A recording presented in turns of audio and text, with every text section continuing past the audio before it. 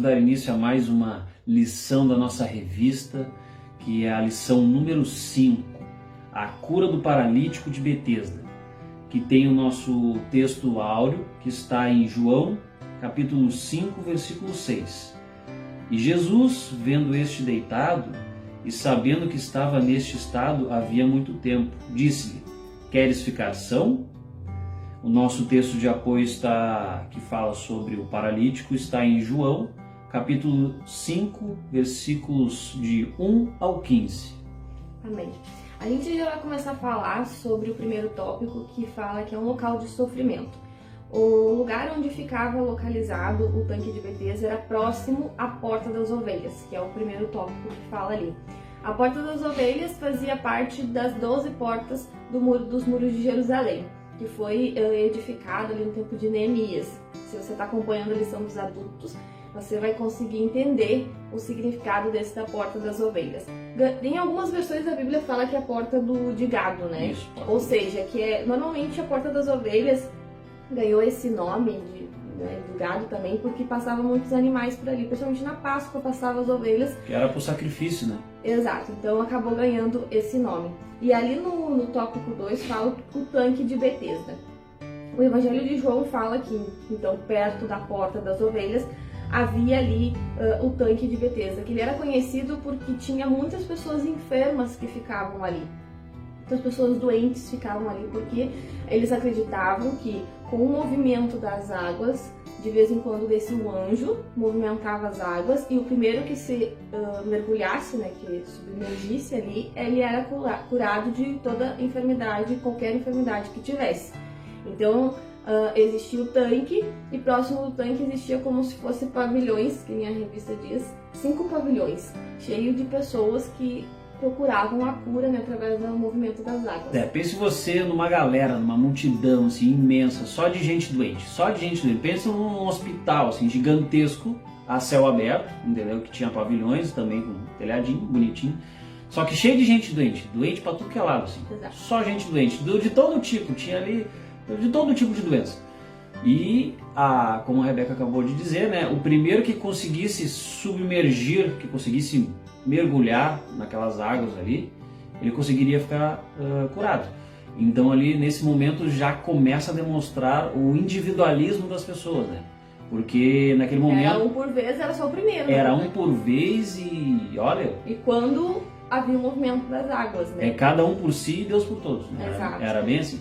E também tem essa questão do movimento das águas que eu estava estudando, porque eu fiquei pensando, né, como é que um anjo descia ali para movimentar as águas e tal. Existe sim esse relato na Bíblia, no Evangelho de João, e eu fui pesquisar e realmente não se pode afirmar que se descia realmente um anjo, né? Pode ser que sim, mas pode ser que não, pode ser também uma crença popular daquela época. Os historiadores descobriram, quando estavam fazendo escavações em 1988, que eles viram na parede, perto do tanque, esses tanques que eram enormes, eram tipo tanques de 50 metros, os desenhos de anjos nas paredes, que era já desse princípio de que o anjo descia, movimentava as águas e a primeira pessoa que mergulhasse era curada. Mas não existe prova de que realmente isso acontecia, tá? Mas as pessoas acreditavam muito, muito sim nesse fato, tanto é que eles ficavam ali. E pra gente ter uma ideia, ali no tópico 3 já fala que esse paralítico ele estava ali há 38 anos, ou seja, então ele acreditava que realmente isso acontecia. E por ele estar ali há 38 anos, demonstra que ele já sofria dessa enfermidade há muito tempo, a ponto de ele ficar ali esperando a oportunidade de chegar até o tanque quando as águas fossem movimentadas. Aqui, como o Jonas falou, também mostra ali a parte do individualismo, né? Ou seja, quando esse paralítico ele fala para Jesus que ninguém levava ele até lá, né? Mostra que todo mundo, né, que ia para lá queria chegar primeiro no tanque. Então não importava se o problema do Jonas era maior ou menor que o meu. Importava que se eu passasse na frente dele, o problema é dele, né? Se alguém ajudasse alguém que estivesse doente a chegar primeiro na água, levaria aquela vez ali, entende? Então, o que a Rebeca disse é muito interessante, porque no momento que Jesus encontra aquele paralítico ali, o paralítico ele fala para Jesus que não havia ninguém por ele, ninguém ajudava ele, ele já se encontrava desolado, já se encontrava derrotado, né? Talvez por esse motivo que ele estivesse há 38 anos naquela condição. Exato, que é que nem, não sei se vocês lembram a história que a gente falou do paralítico que estava na Porta Formosa. Quando a gente estava conversando antes com o Jonas até lembrou, aquele paralítico da Porta Formosa sempre tinha alguém que levava ele até lá, todos os dias. Esse, por exemplo, não tinha. Tanto é que quando ele fala para Jesus, ali no tópico 2, que fala sobre a cura dele, né, como Jesus operou aquele milagre, ele fala para Jesus, quando Jesus pergunta para ele se ele queria ficar são. Porque aí, por que Jesus olha para ele sabendo que ele era paralítico e pergunta por que ele queria ficar são? E vê que ele responde para Jesus exatamente isso que o Jonas falou, que ele estava ali há muito tempo e que ninguém levava ele até lá, e quando ele tentava ir, ou seja, meio que se arrastando, porque ele era paralítico, chegava alguém e ia na frente dele. Ou seja, a própria resposta dele para Jesus já demonstrava que ele já estava desanimado, que ele já estava triste, que não tinha ninguém por ele e que infelizmente ninguém se prontificou a fazer alguma coisa por ele. Detalhe interessante que a Bíblia relata que o paralítico não sabia quem era Jesus. Sim. Ou seja, o paralítico pensava que era simplesmente uma pessoa perguntando qual que era o problema dele, entende? E por que ele estava naquela situação. Uma pessoa a pessoa estava interessada em saber a condição daquele paralítico, estava se importando com ele. Então o paralítico sentiu-se, por que não, eu acredito querido, e desabafou com Jesus, mesmo não sabendo que ali estava na frente dele o mestre. Exato. Né? E Jesus também fez essa pergunta porque muitas vezes as pessoas elas estão com seus problemas. Por exemplo, esse paralítico estava há 38 anos sendo paralítico, ali naquele mesmo lugar, esperando a vez dele de entrar no tanque e ser curado. Ele, digamos que ele estava de certo modo acostumado à doença dele, acostumado àquela enfermidade que ele tinha, a ponto de ele somente talvez olhar para Jesus e dizer, olha, eu tô nessa situação, é assim que eu tô, é assim que eu vou ficar. Porque quando ele olha para Jesus e fala, olha, não tem ninguém que me leve, e quando eu vou tentar ir, já chega outro lá e né, caput lá em cima na água e vai na minha frente. Ou seja, Jesus viu que ele estava desmotivado. Tanto é que no tópico 2 fala a resposta do paralítico para Jesus. Fala da desmotivação dele e Jesus entende o quanto ele estava sem esperança, né, desmotivado, sem esperança, já se acostumado com aquela situação que ele estava ali naquele tempo. Foi onde Jesus olhou para ele e falou, né, levanta-te, toma tua cama e anda. E naquele mesmo instante ele andou, ele pegou a cama dele e saiu. E a Bíblia diz que Jesus então, ele se retira dali, né? Uhum. Aí eu até falei por um breve momento ele se retira. Isso. Aí eu até falei pro Jonas, eu fico imaginando os outros enfermos que estavam ali, né, esperando também a cura. Viram aquele paralítico andar. Provavelmente eles também cercaram Jesus. Só que aí a gente entra na seguinte questão. Por que Jesus não curou os outros? Porque não era só o paralítico que estava ali. Tudo bem, ele estava ali há 38 anos, mas os outros também precisavam. Por quê? Como a gente já tem falado nas nossas lições, o objetivo de Jesus não é fazer milagre, e sim a salvação. Jesus tinha um propósito não de curar aquele paralítico, mas sim de salvar ele. Tanto é que agora mais pra frente a gente vai ver. Em todo momento, se você olhar os milagres de Jesus e olhar os locais onde ele entrou, como foi falado nas outras lições, os locais, as pessoas que ele teve acesso, tudo teve um propósito. Nada foi em vão. Nada foi em vão. Nada foi para simplesmente uma casualidade, não. Tudo teve um propósito, e o propósito nesse momento, né, era esse aí de curar e salvar não curar, mas seria através da cura, né, oferecer então a salvação. Na consequência. Tanto é que quando a gente vai entrar agora no último tópico, que fala sobre a controvérsia por causa do sábado. depois que esse homem saiu, ele se encontrou com os judeus, com os religiosos daquela época. Eles perguntaram para ele como é que ele estava andando por ali com aquela cama, né? Porque era em pleno dia de sábado e tal. E aí ele fala que o homem que curou ele disse para ele pegar a cama dele e andar. E aí eles queriam saber quem era esse homem. Como o Jonas falou, o paralítico não tinha conhecido Jesus. E quando ele foi procurar por Jesus, Jesus já não estava mais ali. Então, a própria revista fala que é implícito ali que a resposta desse homem para os judeus significava que se aquele homem tinha poder para curar Jesus, para curar ele, significa que aquele homem também tinha poder para dizer para ele pegar a cama dele e andar em pleno sábado. Demonstra implicitamente a autoridade de Jesus, né, que aquele homem falou, só que ele não sabia quem era Jesus. Depois disso ele se encontrou com Jesus no templo, e aí Jesus fala para ele: vejo que tu ficou curado e tal. E aí ele, sim. E aí Jesus fala para ele: pois então, é o seguinte, né? A conversa não foi nessas palavras. Então faz assim, ó, não peques mais, para que não te aconteça algo pior. Ou seja, nesse momento, quando Jesus fala isso pro paralítico, o paralítico não fala nada.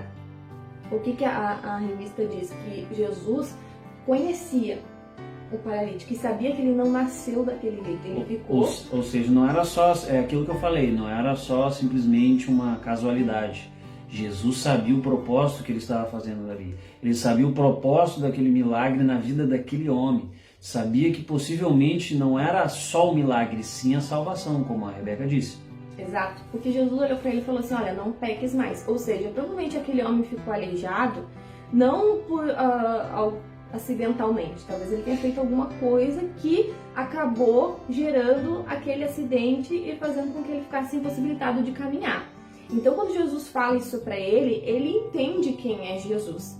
E então ele sabe que Jesus era poderoso não só para curar, mas sim para salvar. Então é que ele vai depois falar para os judeus sobre Jesus. E aí eles foram procurar Jesus e não acabaram não encontrando, em função que tinha muita gente ali, então era muito fácil de se perder, né, no meio da multidão. Qual foi o objetivo da cura de Jesus no paralítico? Foi a salvação dele. E glorificar a Deus. Exato. E aí a gente vai falar bem rapidinho com você sobre a questão do sábado. Por ter sido num sábado. A gente sabe que o sábado não somente o sábado, né? O sétimo dia, né? É um dos mandamentos que é para guardar e tal. Naquele tempo, como a gente falou, os religiosos eles eram muito de seguir a lei como um fardo, né? Eles tinham a lei como algo extremamente rigoroso e que causava até insensibilidade neles, a ponto de eles preferirem seguir a regra, no caso o mandamento, do que eles ficarem felizes com a cura daquele homem. Ou seja, não tinha o intuito de glorificar a Deus. O segmento das regras que eles seguiam, dos mandamentos, não tinha o intuito de glorificar a Deus. Preste bem atenção. Ele tinha sim o intuito de deixar aquele fardo em cima das pessoas, aquela obrigação, aquela coisa, sabe, que você não é livre para adorar a Deus, que você não é livre para servir a Deus do jeito que deve ser feito. Ou seja, tanto que no momento, preste atenção nisso, tanto que no momento que ele foi curado, que ele estava andando com a sua caminha debaixo do braço, lá andando, os judeus foram lá correndo: escuta, o que está fazendo hoje? Sábado, andando com essa cama debaixo do braço aí, ou seja, trabalhando, né? Para eles era um escândalo. O que acontece aí? Ou seja, eles não se preocuparam com o milagre que foi aconteceu. Mais chocante. Eles conheciam aquele senhor, no caso, com 38 anos, já passou já de jovem, já, né? Então ele tô chegando lá. Então assim, ó, eles olharam para aquele senhor e disseram assim: escuta, o que está fazendo hoje, sábado, né, com a cama debaixo do braço aí, vai pro templo, vai adorar a Deus. Eles ficaram mais assustados com o fato de ele estar fazendo um serviço em pleno sábado do que ele ter sido curado, né? Então foi muito fora, né? É para te ver o grau de individualidade das pessoas. O que é a religiosidade. Né? E torna as pessoas, a religiosidade, torna as pessoas insensíveis ao próximo. Que era o que Jesus estava mostrando naquele momento. Ele não queria infringir a lei, entende? Ele não queria infringir, mas ele queria mostrar para os judeus que eles deviam se importar com aquelas pessoas. Imagine você, se cada um daqueles judeus ali estendessem a mão, ou simplesmente com fé, imposição, né? Claro que Jesus... Ou digo assim, ajudassem aquelas pessoas a chegar até, digamos assim, até o tanque, por exemplo. Exatamente, simplesmente fazer isso. Mas não, nenhum deles se importou. E simplesmente eles se importaram em questionar o que foi curado. Exato, para saber quem é que tinha mandado ele fazer aquilo, porque eles queriam prender a pessoa que tinha desobedecido a lei. Então, assim, as regras, elas não são feitas para serem um fardo para vocês, para nós, né? E sim, elas têm um propósito. Eu até estava falando pro Jonas, eu tenho um exemplo disso para você entender. Por exemplo, o seu João, ele colocou que todo primeiro domingo do mês a gente vai fazer consagração. O que é consagração? É você se dedicar aquele tempo ao Senhor. Quando as igrejas estavam abertas, né, antes da pandemia, a gente via a igreja lotada todo domingo de manhã, as pessoas ali cantando, orando, era a presença de Deus real naquele lugar. Ou seja, o objetivo de ser todo o primeiro domingo do mês, no caso a regra, era de se aproximar do Senhor, que é a mesma coisa do sábado. O intuito disso é você se aproximar de Deus e não fazer dessa regra aquele peso de dizer, Deus, se não for no primeiro domingo, o Senhor vai botar na disciplina, né? Ele não vai mais deixar eu fazer nada. Não, isso acaba se tornando um fardo para você e você não entende o que significa isso, que foi o que Jesus mostrou para eles. Só para você entender como era importante para eles, era uma das principais leis, né? Era o guardar o sábado. Para que você entenda, a pessoa que fosse pega infringindo esse mandamento, ela era identificada, né? E sofria punições pesadas. Para você ver que aquilo deixava a pessoa assim, meu Deus, se alguém me pegar, meu Deus, se alguém me pegar, entendeu? Então não é o intuito que Deus colocou na nossa vida isso. É para servir de bênção, para que a gente possa adorar a Deus. Amém? Amém. Então, se você está acompanhando, você pode ver que o primeiro milagre de Jesus lá nas bodas de Caná foi ele presente no lugar. A cura do filho do oficial foi através da palavra. E esse milagre foi através da obediência. Porque esse paralítico não sabia quem era Jesus. Mas ele obedeceu quando Jesus olhou para ele e falou, levanta, toma a tua cama e anda. Ou seja, a gente já viu três formas de Jesus fazer milagre. Ele presente, através da palavra dele e através da obediência. Ou seja, você ser obediente também gera milagre na tua vida. Então, nas nossas vidas, né? Então, sermos obedientes também. Assim como nós queremos que Jesus opere milagre na nossa vida de forma espontânea, assim, milagrosa, grande. Não consegui falar, palavra difícil. A gente também tem que crer na palavra do Senhor e também opera esse milagre, Jesus opera milagre na nossa vida através da obediência. Então fica acompanhando as lições certinhas para você ver como existem várias formas de milagres acontecerem na nossa vida. Amém. E não diferente das outras, a gente vai fazer uma oração hoje também, para que se você realmente tem outra necessidade, se você ainda tem algum problema, coloque aos pés de Jesus, peça para Ele e obedeça. Obedeça a palavra do Senhor, porque através da sua obediência Ele também pode operar um milagre na tua vida, na tua casa, ou para alguém, para quem você está pedindo, tá bom? Incline a sua cabeça aí e vamos fazer uma oração. Amém. Senhor Deus, estamos mais uma vez na Tua presença, te agradecendo por mais essa aula, te agradecendo por mais essa semana que passou, que o Senhor tem nos guardado, nos protegido, a cada irmão nosso. Obrigado, Pai querido, por tudo. Te peço agora, Pai Santo e Pai Poderoso, nos capacita cada dia mais, nos enche da Tua esperança, do Teu Espírito Santo.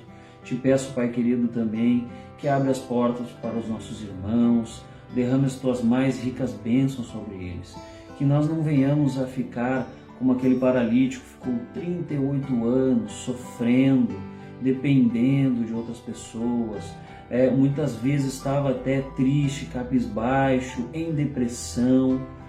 Te peço, Pai querido, que o Senhor possa entrar na vida de cada irmão, que aqueles que se encontram na mesma situação possam, Senhor Deus, ter um encontro contigo, que possam, a partir do momento, ser libertos desse jugo, desse peso sobre as suas vidas. Te peço, Pai querido, liberta, capacita cada um, nos dê uma semana abençoada e que na próxima aula possamos estarmos todos juntos, reunidos aqui, se for da tua vontade e se assim antes teu Filho não vier nos buscar. Te peço em nome do teu Filho amado Jesus Cristo.